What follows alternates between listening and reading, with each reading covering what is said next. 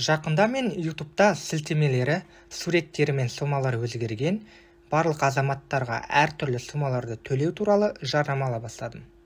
Алдымен мен телефонмен проблемаларым бар және бір жерде YouTube қосымшасында осындай жарнаманы енгізіп жіберетін вирус жұқтырдым деп ойладым.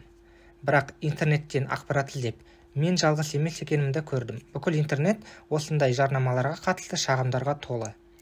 Мемлекет әртүрлі төлемдер арқылы халықты қолдау шараларын жариялағанын ескере отырып, кейбір сенімді отандастарымыз мұндай алаяқтардың айла-амалына түсіп, аударым комиссиясы үшін ақша аударады да, содан кейін ғана ешқандай қайтарым төлем алмай, алаяқтардың құрбаны болғанын түсінеді.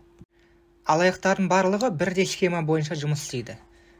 Алдымен адамдарға жеке ақпаратын ағып кетуі, яғни утечка данных, не болмаса қосымша құн салығын қайтару үшін, яғни НДС-ті қайтарып алу үшін қомақты ақшалай төлемдер қажет екендігі туралы бейне көрсетіледі, яғни видеоролик, реклама.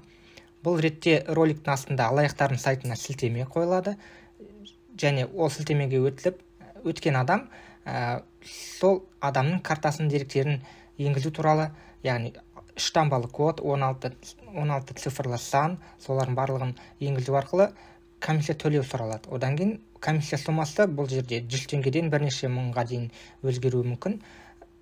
Алданып қалған адам бұл соманы төлейді және ешқандай қайтарым төлем алмайды. Содан кейін ғана алаяқтарға өз картасының мәліметтерін қалдырып, оның өзін алданғанын түсінеді. Яғни бұл жерде картаның мәліметтерін енгізгеннің арқасында уақыт өте келе тұрақты түрде адам өз картасынан белгілі бір соманы кете беретінін байқайды. Бұл жерде, яғни, картаны бұғаттау керек, яғни блокировкаға қою керек.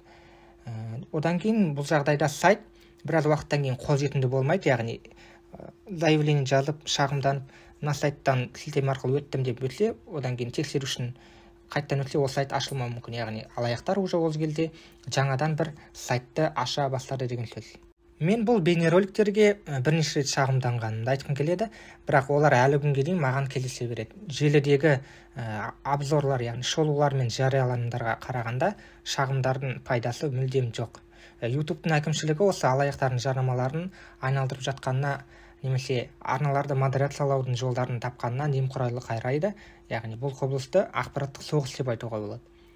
Қорытындылай келе, мен көптеген адамдардың YouTube-ты белсенді қолданатын орта жастағы, және зейнет жасындағы таныстары немесе жай ғана сенімді достар бар екенін білемін.